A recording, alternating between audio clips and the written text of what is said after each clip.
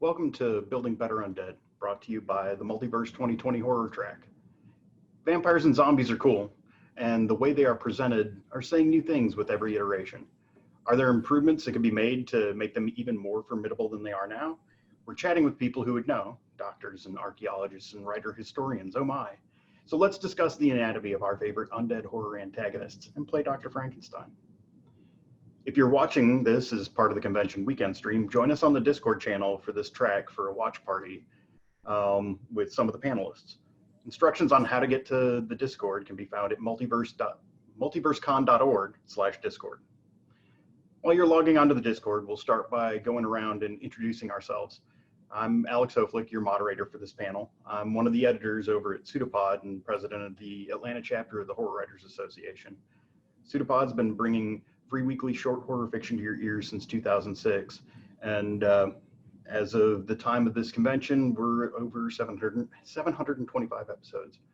Last year, we released our 666th episode in partnership with Nightlight Podcast. And this story, Breaking the Waters by Danya Coles, was a finalist for the Splatterpunk Award. Everybody should add Nightlight to their podcatchers. So Tonia, how about you introduce yourself next? Thanks, Alex. I'm Tonia Ransom. I'm the creator and executive producer of Nightlight. We're a horror podcast that features creepy tales written by Black writers from all over the world. We are just over 2 years old now, so we're a baby compared to Pseudopod, but Pseudopod has been huge in helping us actually achieve our mission of people listening to us. We release episodes bi-weekly because it's just me and I'm tired. I can't do weekly episodes. But one day we'll get to weekly episodes. I'm also a horror writer, and I'm working on my first novel right now, which is about a zombie, but not the kind of zombie that you're probably thinking. We'll probably talk about that a little bit more later. And I'm also working on a screenplay. Delia, how about you next?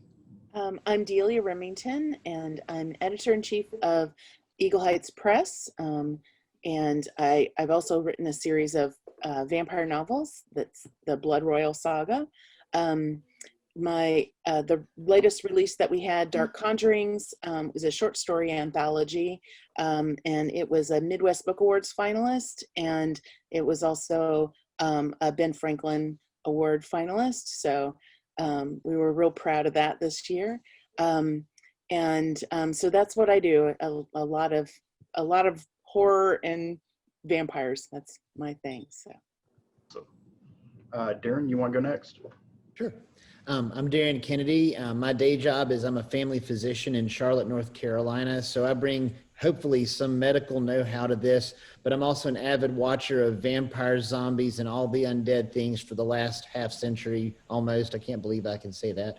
And I write contemporary fantasy and paranormal thriller. Not a whole lot of undead yet, but I think there may be some in my next series that I'm going to start when I finish writing this most recent book. Awesome. And KEEF, want to finish this out? Sure. Hey, my name is KEEF Cross, and I am the writer, artist, creator of Day Black, a graphic novel about a vampire tattoo artist. Avid horror watcher, so really excited about this panel. All right.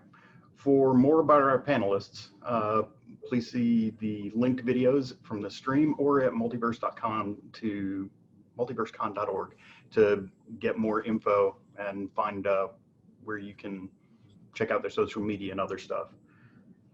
So we're talking about the anatomy of our favorite undead horror antagonists. Our big ones are vampires, zombies, mummies, and Promethean flesh golems like Frankenstein's monsters. So let's set some basic agreement from the panelists on definitions by determining whether or not incorporeal beings like ghosts count as undead. Do we include them since the Revenant is a subset of ghosts? Are you a big tent or small tent when it comes to undead? So KEEF, why don't you start us out with your thoughts on that? Wow, that's crazy. I've never even thought of that before, but since you bring it up, that's really very interesting. I don't know, to classify a ghost as undead, I don't know, would that take it out of the paranormal category, or would that be kind of crossbreeding? But I would say yes. Why not? You know what I'm saying? They are technically undead, and they still are kind of alive. So I could go with that. Yeah. Um, Delia, you want to weigh in on this? Sure. I mean, I think it depends on your cultural background as to what you think on that. You know, if you're talking Romanian lore, absolutely, you know, ghosts would be, you know, able to, you know, and some people would believe that ghosts can, you know, influence other people, possess somebody. It's so that's a form of undead. So yeah, I would say yeah. Yeah. Tonia or Darin, either you want to, you know, jump in. It seems like we're want to leaning fight to toward the big death. tent. Let's fight to the death, Darin. I'm actually going to be the naysayer. I would say for me, when I think the word undead, I think of some form of reanimated tissue, and where a ghost to me seems more like the spirit. I can see where another facet of this would be like, are we talking about things in fiction or people who are more in the non-skeptic who are actually like, no, actually they are a thing. So fiction versus nonfiction interpretation. For me, in movies, I would say ghosts are a different thing than, because zombies and vampires and all of those are a little bit different. And we're going to get into the magic-based versus science-based versions of all of these things too. So I'm going to go ghost, no, everything else probably. Yeah. All right, Tonia. You know, Darin kind of like swayed me a little bit on there. I knew what I was going to say until he said his thing. You know, so originally I was thinking that if something is dead but won't actually stay dead, then it's undead. It's kind of my definition. But you know, at the same time, like this idea that if it doesn't have tissue, then is it really undead? But at the same time, if you think about ghosts and poltergeists and things like that, they can change things in our world. So even though they might be non-corporeal, you know, they can still knock over your glass of wine and, you know, ruin your night or, you know, make your lights flicker, things like that. So I don't know. I guess I'm kind of on the fence now. Yeah, like without a body, it's kind of hard, but you don't necessarily need a body to make things happen. So Do that. So yeah, they're not off the table, but yeah, we don't have universal agreement that they're in. So I think it's a reasonable baseline that we've set here. Continuing on this line of thought, I think we need to establish which team each of our panelists is on. What's your favorite undead and why? Now, Tonia, I know you're typically on Team Werewolf, so where do you fall on the undead fandom scale? Oh, you know, I think zombies are probably my favorite, but not like the eat brains kind of zombies. It's more of the like Haitian voodoo kind of zombie, you know, raising someone from the dead and you're controlling them and they don't have any agency anymore. And I mean, I grew up with my dad telling me stories about people that did this sort of thing to other people. And, you know, oh, well, you know, I had a cousin who had a friend who, you know, like their cousin disappeared.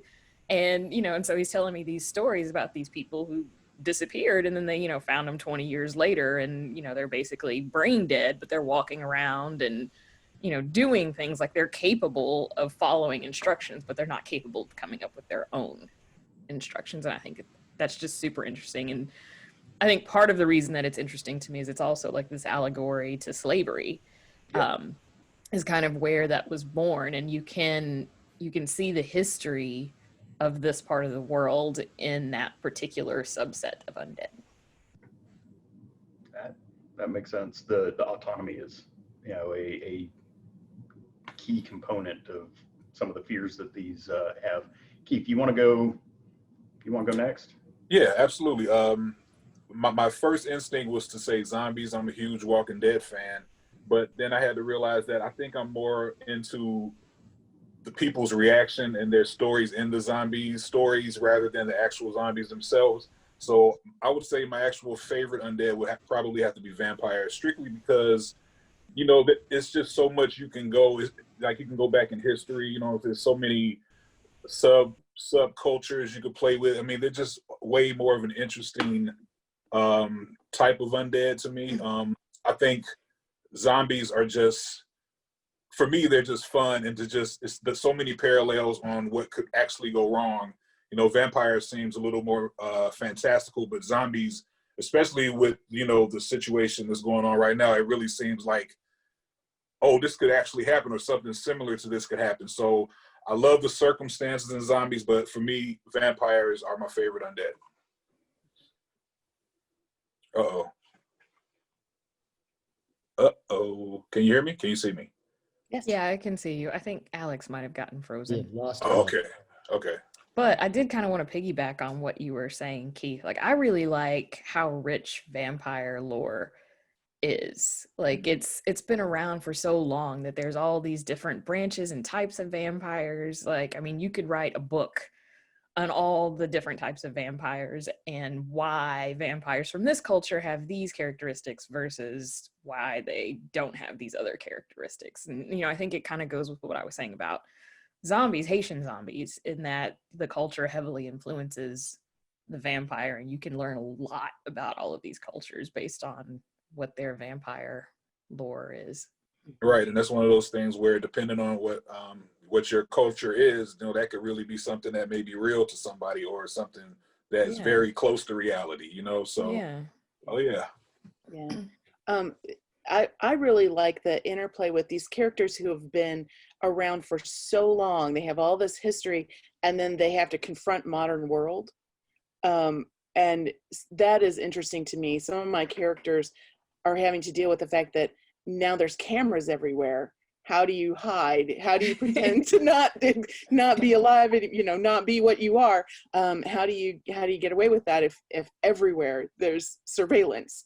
So, you know, and different things like that. And like, I took a forensics class, and one of the things that we did is we went to the state crime lab. And so I said, okay, if you are undead, what are some things that, you know, the criminal things that you do would be difficult or easy or whatever for the forensics people to discover your identity? And they said, well, hair, you'd have the DNA.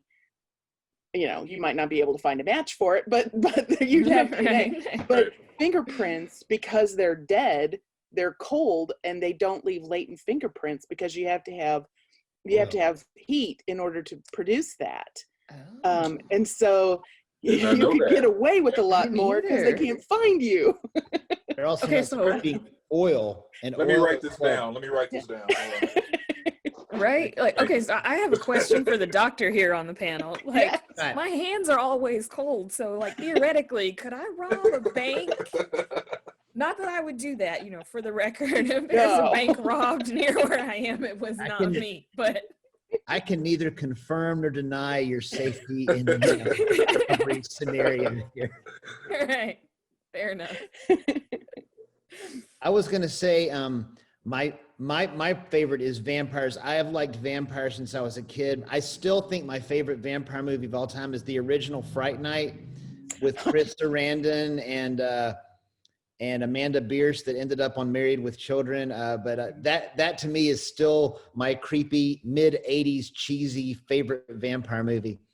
Last Halloween, I watched literally all of the Hammer Dracula movies because they were showing them all on AMC in a row every night. And so I had never seen all of them before. So that was pretty cool as well. Yeah. Those are I'm fantastic. definitely doing that this month. I mean, I need that in my life. Yeah. All the Christopher Lees are just like All the Christopher Lee ones were so good.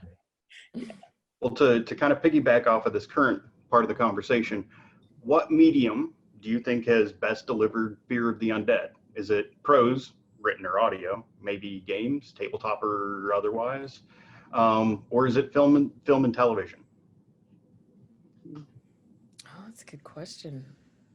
I have an answer. All right, let's start off with you, Darin. I think movies and TV do it the best because I think vampires are a very visual threat. And I don't think say what you want about the actual main vampire in Salem's Lot, the original like 80s TV movie. But if there's anything creepier than the little boy vampire floating outside the boy's window and like scratching on the window, I don't know if I've ever seen anything ever done that was as creepy as him in his white nightgown scratching on the window. I mean, that still, I get chills right now thinking about it, and I haven't seen the movie in 30 years. So, Yeah. Or the club scene from the opening of Blade. yes. Keith, you want to? I would say, yeah, for me, visually is the way. I'm just a visual person anyway. You know, even though books, you know, are great at letting your own imagination run wild, and sometimes that can definitely be scarier than anything that you could see. But some things you never thought you would see, just like the movie. What's the movie with Josh Hartnett? 30 Days a Night. You know, like, I love that movie, and the way they did those vampires, it was so different than what I had seen before. Even though I read the comic book, but I hadn't really seen it come to life like that, and just the way that they communicated, and just that whole visual aesthetic. You know, I never would have thought of that. So, yeah, for me, visually is the way for me personally. All right, Tonia. I think I would agree with that. I think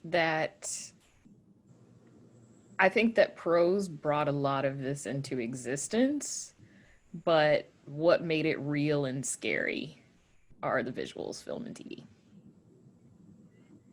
How about you, Delia? For me, I mean, it's a toss-up, but you know, I can always imagine much worse than anything they show on screen. My brain is a scary place to be when sometimes. You know, for me, you know, reading those things, some of those things I can't forget. You know, like reading Stephen King's Salem's Lot to me is just, oh my God. That was some scary stuff. Yeah. Great book. Yeah. I'm gonna you know, I'll try and make an impassioned plea for, you know, for prose and in particular audio.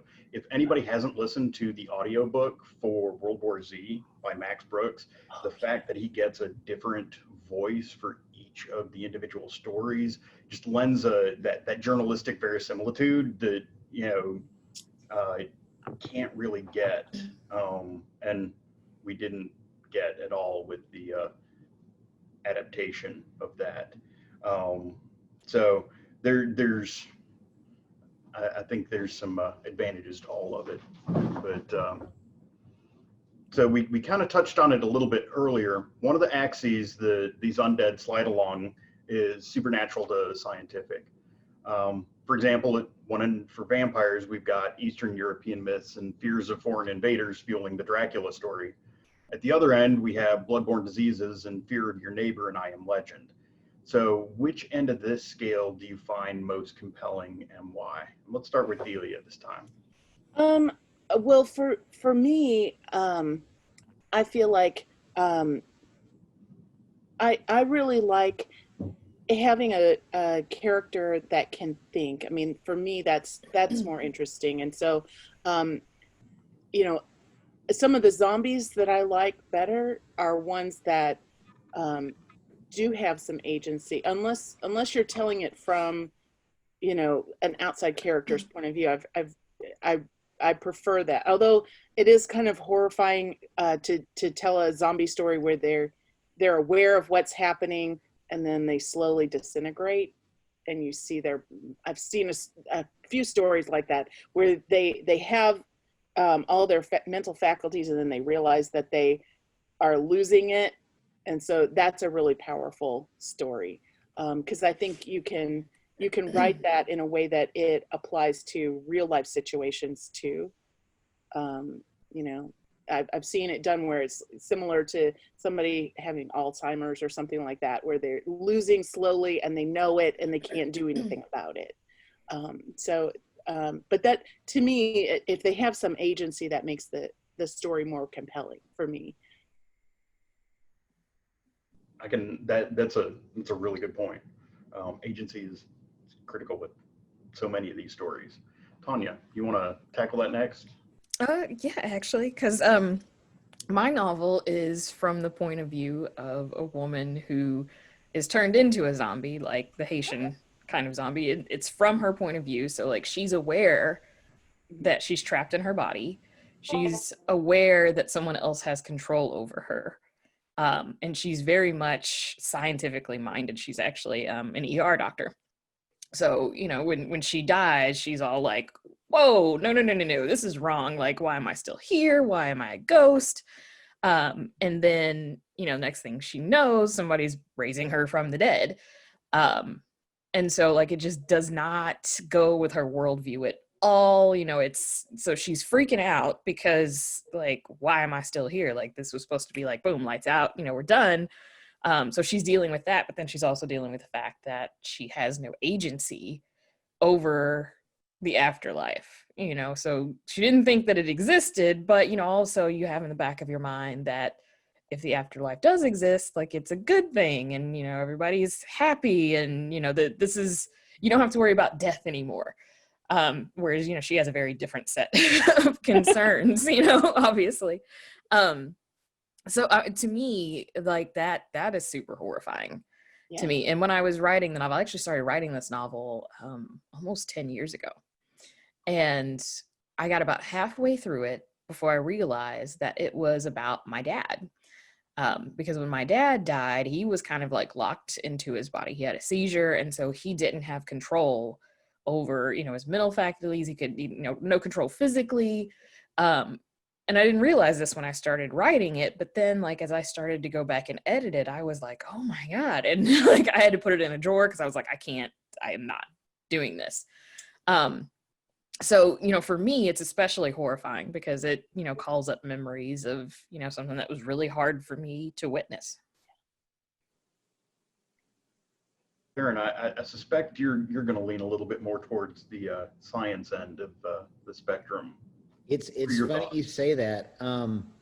My whole thing with this is when I watch anything that's a science-based thing, I have to turn off everything I know, because the minute you're like, I'm a vampire because of magic, or I am a zombie because of voodoo, or I am a mummy because of ancient Egyptian magic, I've got no problem whatsoever, because I'm like, how is that corpse walking around? And I just go, it's magic. But when I watch The Walking Dead, and I too am a huge fan, I've seen every episode. I can't wait for the most recent season finale, which I think comes out in the next few weeks.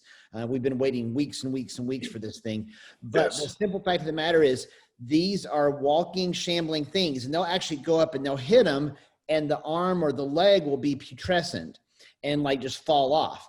And from a medical background, I understand that the only thing that allows human beings to move is having an active circulatory system that resets sodium, potassium, calcium channels on your muscle fibers and allows them to contract and relax. And if you have no circulatory system and it's dead material, it literally cannot move. And even if you said, well, the brain is still doing something, yeah, but the muscles can't let it just can't happen. But there's nothing there. And so when they're more science-based things like zombie movies like 28 Days Later, where or Cell, which was done by Stephen King, where they are still alive, but their mind, for whatever reason in that particular fictional universe, has been erased, and they are physically alive but mentally reset. That makes a lot more scientific stuff to me. But whenever I watch The Walking Dead, I just watch Rick Grimes kick tail and try to ignore the fact that none of those zombies would ever move ever. And that's the short version. That makes a lot of sense. For, you know, the frame that it's set in is key to how it works. You just have to accept that dead tissue is moving when it can't, and then just watch the show and enjoy it because it's fun to watch. Yep. Absolutely. How about you, KEEF? Yeah, and I absolutely agree with you. For me, I would lean more towards the science. But yeah, it's like if it's fantastical, then I also appreciate when I'm reading something or I'm watching something that is so far left that you can just sit back and enjoy it, and like you said, turn your brain off and just watch it for what it is. But for me personally, and especially in my book, I like to lean towards science because I find that science can be horrifying in itself in just the facts presented to you. You know, like climate change and everything that's going on with the planet, like. And that scares a lot of people already. So when you incorporate that into the fiction you already have this built-in awareness of things that could happen that lend to what you can do with your horror. For instance, in my book, the reason my protagonist, his name is Merce, the reason why he uses his tattoo machine to draw blood is because, you know, there've always been conspiracy saying that HIV was something crafted in a laboratory and put out into the masses. Well, in my book, it was actually crafted to wipe out vampires. So once it got into the bloodstream, they couldn't just randomly bite people. So he had to take a tattoo machine and rig it to where it could suck blood. He could screen it later to make sure it's pure. You know, that's about as sciencey as I could get. You know, even though I don't even know if that's possible. And he keeps it warm in a coffee maker. So, you know, but yeah, for me personally, I like kind of piggybacking on the things that already have horror kind of built into them, and that way it's a little more relatable to something that's so unrelatable as someone actually being a vampire. Okay.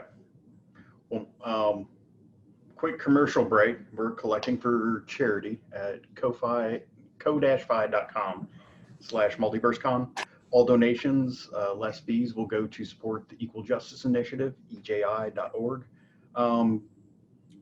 And to kind of tie into that, considering the current unpleasantness, what impact do you think will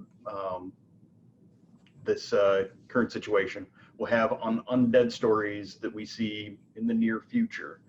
And one of the themes that I think we have definitely hit on already is agency and kind of a widespread feel of helplessness shambling masses. What sort of things do y'all see coming up with this? Let's start with you, Darin.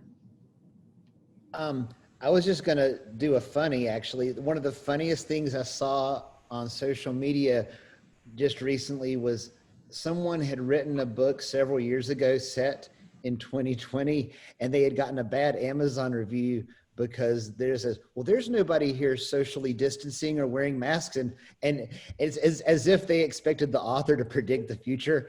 I thought that was hilarious, but it was true. It was like an actual Amazon thing. They say that in times when things are good, we tend to lean more towards science fiction, and when things are not going so great, we tend to lean more toward fantasy because we want to get away.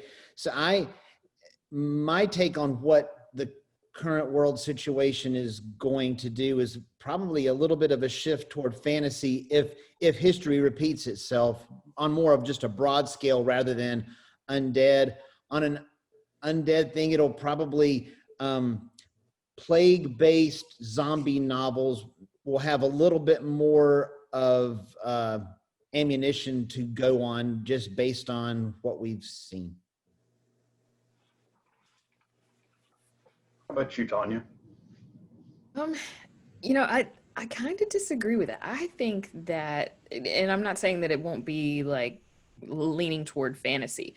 I think that the fantasy will be more science-based, and I know that sounds kind of contradictory, but I think that writers, especially, seeing how all of this is kind of unfolded and how important science is and how people ignore science, I think that we're going to see a lot more of that type of situation where science plays a big role in what we're reading and watching and listening to. But we're also going to see a lot of characters that are like, I don't believe that, even though it's science. We're going to be able to believe that people won't believe really obvious truths going forward, I think. Yeah. The how many people how many apologies are out there for I'm sorry that for everybody that I've ever yelled at for going down into the basement when the lights are out. So Keith, what do you see in the near future in response to where we're at right now? Actually, I feel like it's going to be business as usual because these movies and this type of entertainment has already been here. I mean, people have been making these kind of movies and writing these kind of books for years before any of this. Well, I mean, pandemics, I mean, things like what we're going through right now have been going on for a long time anyway. So I think the only difference, I mean, there are even shows on now, like on Netflix and Hulu, that are already kind of delving into what's happening right now. So I think the only difference will be, I don't know if when those things happened back then, they probably weren't watching it on TV as it was unfolding. So I think the biggest difference now is we're going through it. It's our life, it's our horror, but it's also going to be our entertainment. You know? Yeah, and we're already seeing Netflix horror films based on Zoom. So Yeah. Exactly. how about you, Delia? What do you see coming up? Well, I think right now what people are doing is they're reading for escape because they don't have anywhere to go.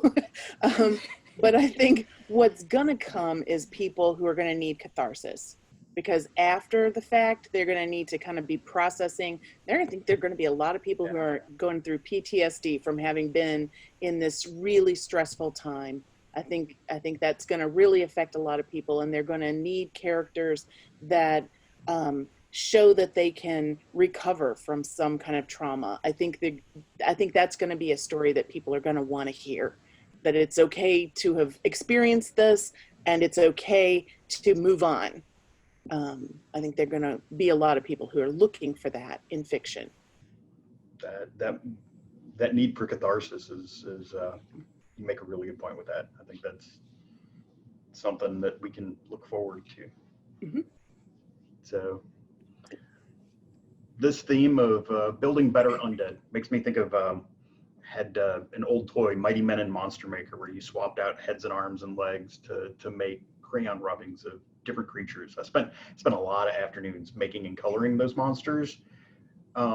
Considering the underlying fears of these undead, of what these undead monsters represent, what parts would you combine to make them scarier, and which parts are incompatible?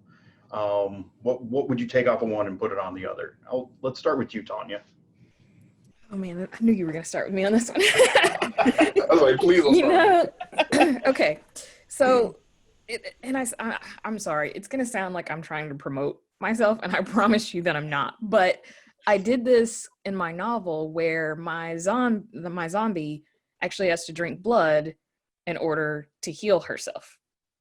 Because again, kind of going back to the whole, like, you know, you're dead, you don't have a lot of circulation, things like that. Like, she's not making her own blood anymore. And yet, yes, there's definitely like a magical component to it that you need this living blood in order for your body to be able to continue to perform all of these functions that it did when you were alive and can no longer do when you're dead. So she doesn't necessarily have to drink it for sustenance. You know, she's not going to die if she doesn't drink blood like every single day. But, you know, eventually she'll start to get kind of sluggish and she won't feel very well. And she might get like a cold or, you know, things like that. You know, if she gets a cut, the cut won't heal unless she drinks blood. So for me, I really love zombies like Keith. I love zombies. I love vampires. I think I said zombies. I meant vampires. I love both of them. And so for me, combining the two of those was a whole lot of fun. And anybody feel free to jump in if you think something's just completely incompatible. Delia, what part would you take off and put on another? Well, I'm going to talk about my books too, because that's, you know, that's what you do. I'm not alone. It's my everyday. I'm writing the fourth you've book. actually taken off and put on another. Done it. In my fourth book, well, my third book is kind of hints at, but my fourth book is that I'm working on currently is where I've got like a kind of Dr. Frankenstein figure who is making Frankenstein vampire part, like they're taking vampires and making Frankensteins out of, if that makes sense, you know, Frankenstein monsters out of them, because that would, you know, make them more able to continue living forever if they're if they can do that, you know, because my vampires are not like starfish, you know, you cut your arm off and it's going to grow back. Mine's not like that. So that's kind of what he's doing. That makes a lot of sense. And yeah, we need to have a better name for those, because there's no shorthand, and internet memes have destroyed. Well, you just can't call it Frankenstein because no. Right. And the creature is not enough. Reanimated corpses is, yeah. Scientifically reanimated corpses. Huh. Yeah. So, yeah. Well, of course that brings Reanimator in, and I'm not sure if we want to go off in a Corman direction or not. Darin, let's skip right past that, and you tell us what parts you take off and put on another. I think one of the things that was done really well is vampires were always fast and zombies were always slow. And when we finally got, this is something that's already been done, when we got fast zombies, like your 28 days later, they're still kind of alive and they move 20 times faster than you. Or I actually haven't seen the World War Z movie yet.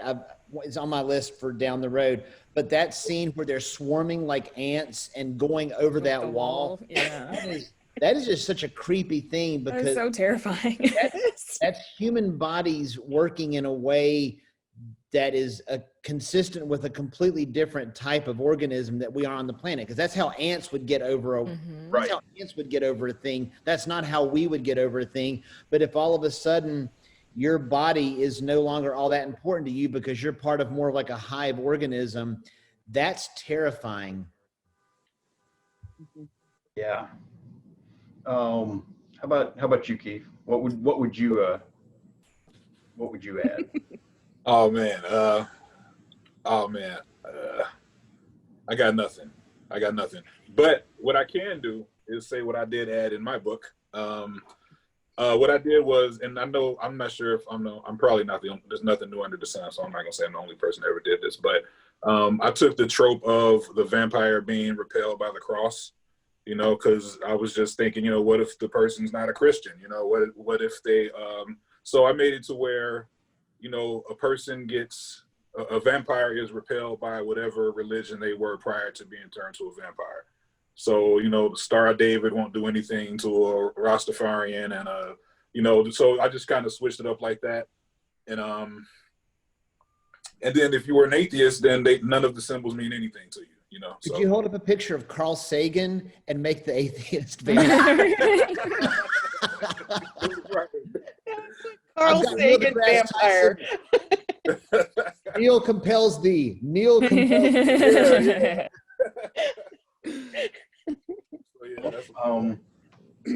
Kind of what we've talked about here. An effective technique to make monsters scarier is to remove certain powers or weaknesses that pop culture has fed us.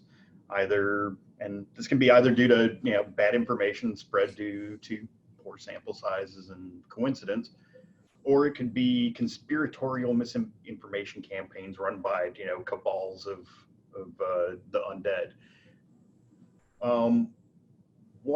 Removing what weakness do you think is the most effective at making them scarier? Let's start with you, Darin. Wow.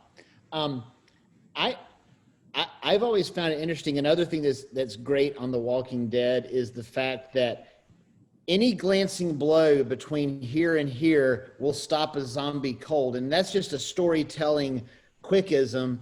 And, you know, if there was no real good way besides actually, you know, getting this away from this, that would be it. I've always liked, one of my favorite vampire tropes is the one where someone is like at their last thing and they hold up the cross to the vampire and the vampire walks over and just crunches it in their hand. I always find that particular moment kind of scary because it's through the whole thing. They go, well, at least I've got this one thing that I have that will protect me. And whenever the bad guy just walks up and goes, that does not work, that's always a very terrifying moment. And so you know, taking away any of the traditional vampire ones, but the big one would be like if everybody on The Walking Dead, except for the one character they make a point of, is not a good shot, everybody else is like a crack shot, can hit the head 100% of the time with a knife, with a hatchet, with a gun, with a slingshot, with, you know, a hastily thrown rock. Yeah. A little bit easy to knock out the dead on The Walking Dead these days. Yeah. Delia, how about you? What removal of what weakness really just cranks up the fear? If, you know, like, there's so many things with vampires that, you know, there are rules, like that they can't come in unless they're invited, or they can't be outdoors during the day, or, you know, all that kind of thing. So if any of those, if you remove that, that's supposedly a barrier that protects the humans. And if they don't have that, then what do they have to keep them safe? And so, you know, having that where there's an expectation, maybe it's just the reader has the expectation, but also maybe the vampire has that expectation, and then that's not how it works. That's a more interesting thing. I had one of my characters who becomes a vampire, and she's very disappointed that she doesn't suddenly become a ninja. You know, like she doesn't have these superpower abilities to fight people. They're like, no, you don't suddenly know how to kung fu people, and she's very disappointed that she doesn't suddenly come. It doesn't come with all this. You know, she's just still a person who can't die, and that to her is really unsettling. So that's more interesting to me, I think. Playing with that idea that there's an expectation that they don't have, that it's not fulfilled. That's more interesting to me. What's you, Tonia?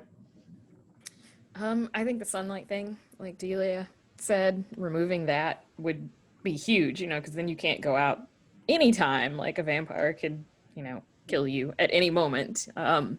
You're not safe when the sun's out. But I think also what Darin was saying, or I think it was Darin that was saying earlier about, you know, zombies being really slow, and how we're starting to see like fast zombies. I think removing that slowness, if I can talk, and replacing it with like superhuman speed, like that's terrifying. This thing that wants to, you know, scoop your brains out of your skull is so much faster than you. You can't possibly outrun it. The only thing that will kill it is like a headshot or something like that. And most people are not capable of, you know, especially something that's moving that fast, are not going to be capable of killing a zombie with a headshot. Like it's kind of over for humanity at that point if zombies are superhumanly fast.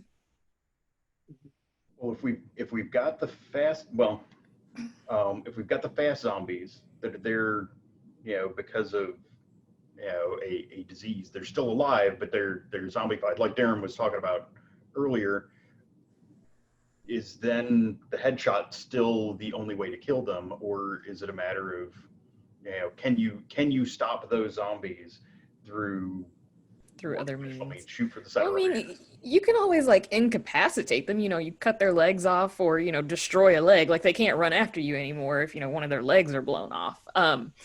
But I think the brain thing is like, that's like scientifically, that I feel like has to be the thing that kills them, because like there's a precedent kind of for this in the animal world. You know, there's this fungus that, you know, takes over the brains of, I think it's ants. And I think there's one for deer too. I can't remember. I think I read something about that. Yeah. So like it takes over their brain and starts to, you know, create its own instructions. Like, no, we're doing this thing instead. And so scientifically, if that's how zombies are made in the brain, you have to destroy the brain tissue so that those synapses are no longer firing. That makes sense. So Keith, what weakness would you remove? I would have to say maybe because I definitely agree with the sunlight and the vampires. I remember watching the Lost Boys, and when the kids went down into the cave and they were just kind of sleeping, and they were like, "All right, we're going to stake them." I was like, that's just a big weakness. You're predictable. You know that you can come in here and kill these guys. So of course there's that, but I would also say smart zombies, like or zombies that are actually intelligent. And I think the closest thing, not the closest thing, but recently the closest thing I've seen to that would be the Whisperers on The Walking Dead, to just see how, if a zombie was intelligent, how they would kind of move, like, you know, just, or even if zombies were like walking around today, like they know, if they knew that you know that they're a zombie, you know, they could put on makeup, they could act like they're a homeless person asking for change, and, you know, they're not necessarily just lumbering around waiting to get shot in the head. They could actually, you know what I'm saying, actually put thought into their They lurking. can hunt You know? you. Like, They that's can hunt. terrifying. The idea that a Yes. zombie can hunt you down is hunt you, yet still eat you savagely. You know yeah, what I'm saying? So exactly. I think that'll be pretty messed Oh up. yeah, yeah, that's pretty terrifying. Mhm. So, I want to talk about favorite characters for a bit, and what characters you like and, you know, connect with the most. You know, if we're talking about reanimated corpses or vampires, it's typically, you know, the monster that we're connecting with. If we're talking about zombies, we're talking about kind of the heroes and survivors. Which of those do you like and connect with most? Or, you know, tell us one hero and one survivor and one monster that you like the most. Let's start with you, Delia. Oh, wow. Well, I mean, I started writing stories a long time ago, but what really got me hooked into vampires in particular, it goes all the way back to when I was a kid with Dracula, because I went to a local theater production of Dracula, and our theater is like really old. They had bats up in the top part of the proscenium, above the proscenium or whatever. And so in the scene where Dracula's like creeping through the window, and then they got the fog machine going, right? I'm 9 years old and I'm sitting on the balcony, and the bats decided that was the time that they needed to fly out of there, and they flew into the audience, into people's hair. And I was convinced the guy who was playing Dracula, who was our neighbor, was Dracula for like years. I was sure it was real. So I mean, that has lingered in my head as a thing. I just can't shake it. It's a story that is fascinating to me, and it has so many different facets. You can make him somebody who's really terrifying, but you can also make it somebody who's very compelling, and it's an emotional attachment you have with him, and you can feel sorry for him, and you know. So that, to me, that's a character that I'll never get over excitement and fascination with. Well, do you have somebody on the survivor/hero end of things? Survivor heroes. I would, you know, I like Sookie Stackhouse, because she's like, these stupid vampires, they won't leave me alone. You know, that's, you know, I love that. The humor in that made it more interesting to me. But any character really that can face down that and still, you know, be you know, I don't really feel attachment to characters that have some kind of super ability to cope with that if a real person who's faced with that, that's more compelling to me. It's more fun to write, as you know, an everyday person, you know, who's having to deal with this stuff in their day-to-day life. That's more interesting to me. So Tonia, favorite monster, favorite survivor?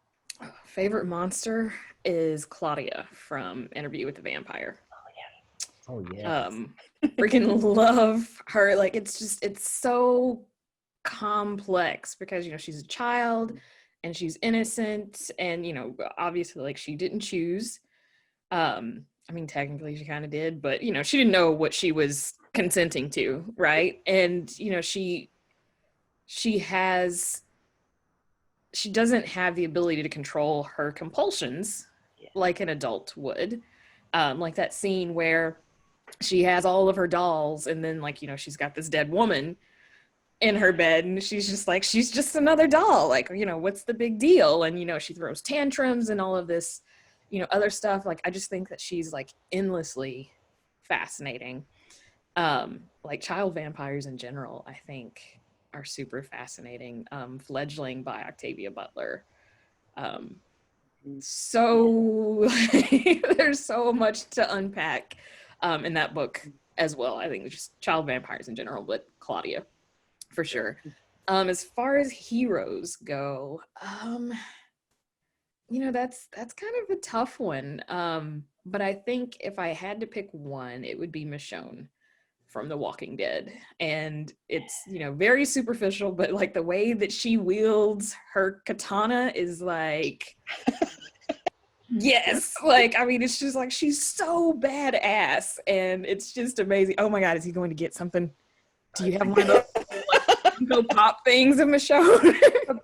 Yes, yes, yes. Darin, I love you. Yes, nice. Awesome. Yeah.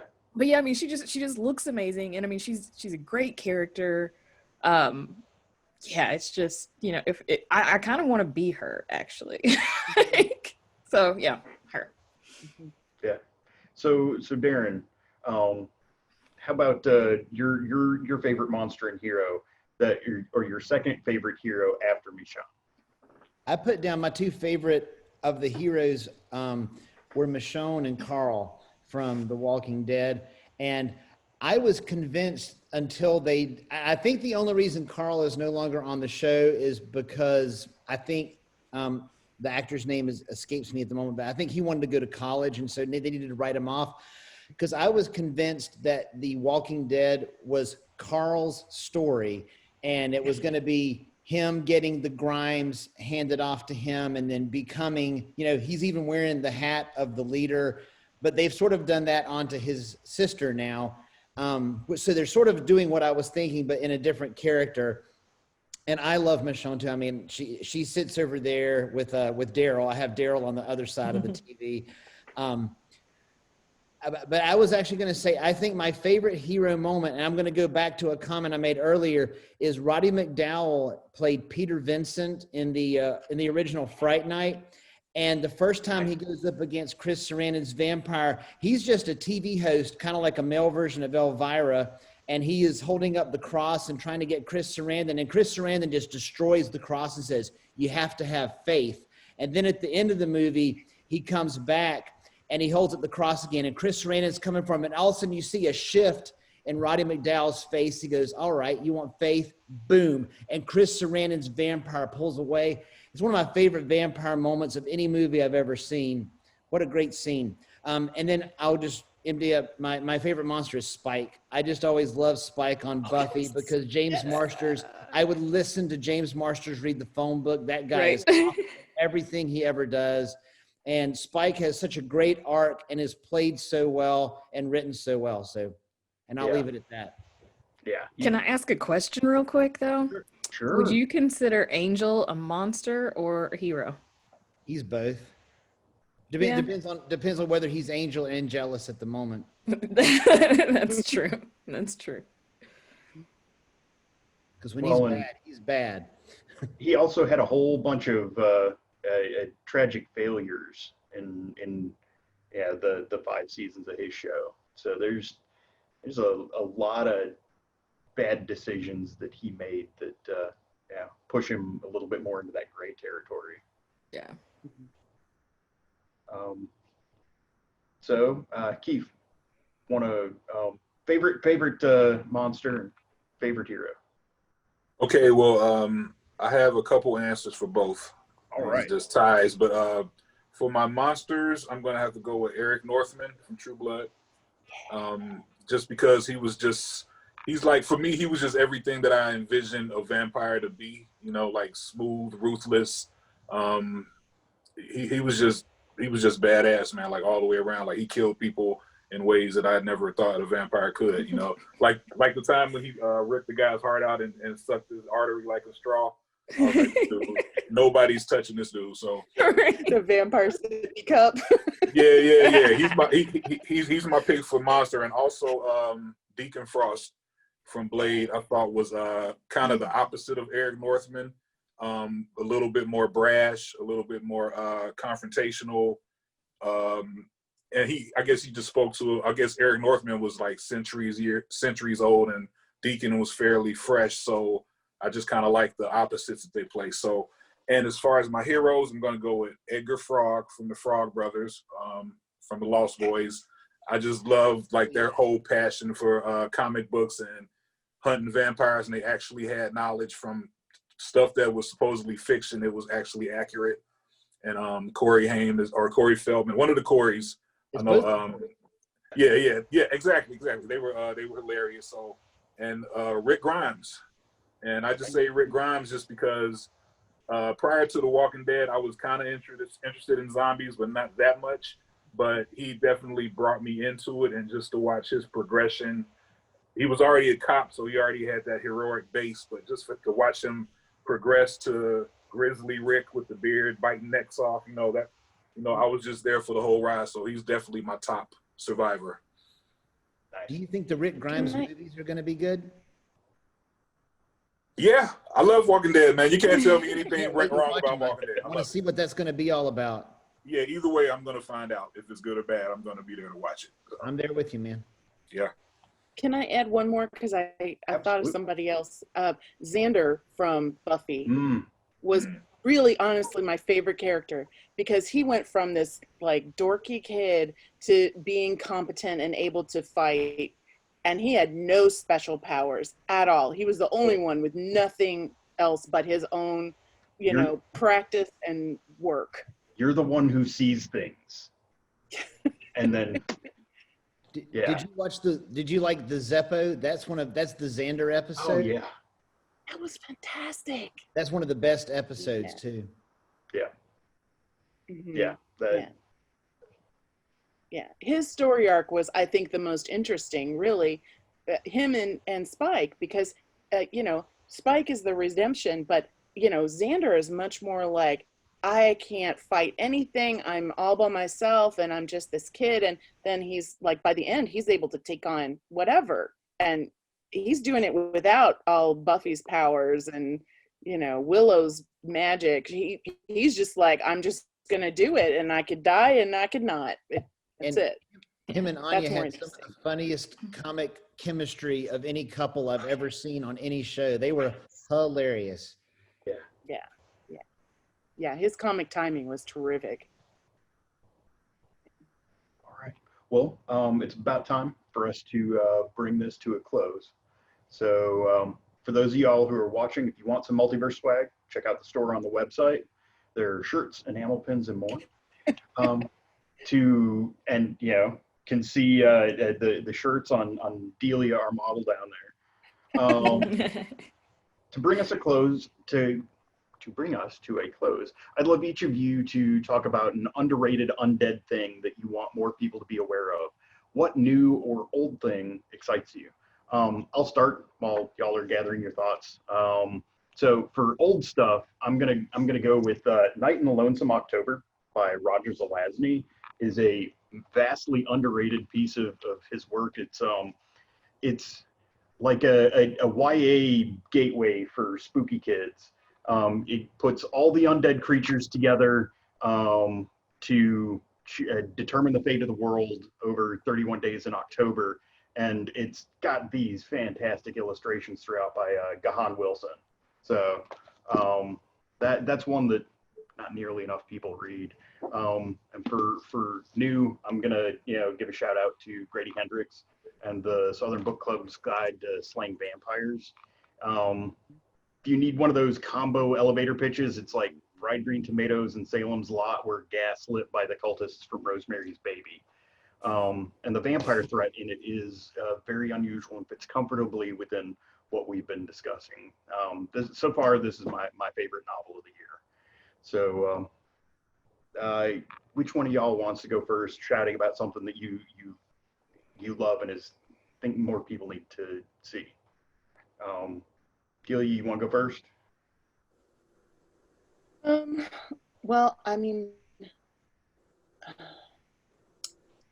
I really love Rio. Yours had a fantastic short story, and I've been struggling to try to think, and it's terrible.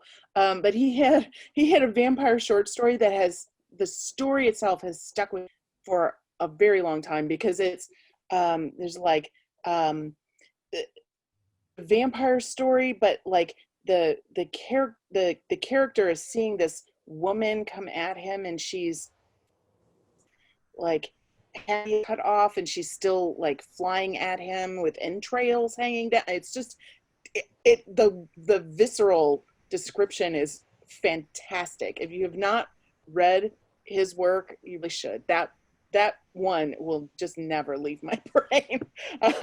And it's, you know, those to me, it's something that's a surprise in the story is really exciting. So share the author's name with us again so that we can make sure. Rio Yours, Yours. Awesome. Tonia, you want to go next? What do you love? I mentioned it earlier, Fledgling by Octavia Butler. Like, I mean, I think, you know, obviously Octavia Butler is fairly popular. You know, it's not super obscure, but it's also, you know, one of those books that a lot of people have not heard of. They may have heard of Octavia Butler, but, you know, I mean, they may have even heard of Fledgling, but they haven't read it. And I think that that's definitely essential reading for me. Awesome. Darin, you want to? When I was researching a lot of different things, I came across some of the stranger vampires of like Europe, and one of them is they're these sort of pumpkin vampires, and apparently people were very scared of pumpkins that would come to life in the night, and they would fly around and come in your house and suck your blood. So look up pumpkin vampires. I thought that was kind of interesting. Like, these are like actual like folklore beliefs. And then I want to give a shout out to one of my good friends, a fellow writer here in Charlotte, J. Matthew Saunders. He is a huge Dracula fan, and he always thought that the three brides of Dracula needed to have their stories told. So he's written a trilogy of books that he finished a few years ago that are called The Daughters of Shadow and Blood. And each one of them tells the story of a different one of Dracula's three brides and where they came from and how they came to be a bride of Dracula. And they're very interesting, and I think people would enjoy those. So check those out. Nice. Thank you. KEEF, want to close us out? What do you love? Sure. I have movies that I'm going to recommend. And the one I just saw recently is called Border. And it's about a troll. It's one of those movies. It's not necessarily undead, but it's definitely has that. It definitely has some horrific moments in it, to me at least. But to speak on it much would be to give it away, so I wouldn't want to give too much away. But I would say definitely check it out. Border on Hulu. And another classic movie that I love is Beloved, based off of a Toni Morrison book. It's basically dealing with supernatural and I guess undead in a way, if you think about it. Yeah, so those would be my two, Border and Beloved. Check those out. Awesome. Well, thank you all so Found much. the title of that short story. I found the title of that short story. It's called Separator, Okay. and it's in the Seize the Night fiction collection. So. Oh, awesome. That one is on my really good file. So I'll have to move that one up. Yeah. So, any last shout outs for things that you love? Okay. Thank you all very much. I really enjoyed this conversation. Appreciate y'all taking the time to have this wonderful chat today. And for those of y'all watching, if you enjoyed this panel, please be sure to check out Multiverse's other programming this weekend. Our full schedule is available on multiversecon.org.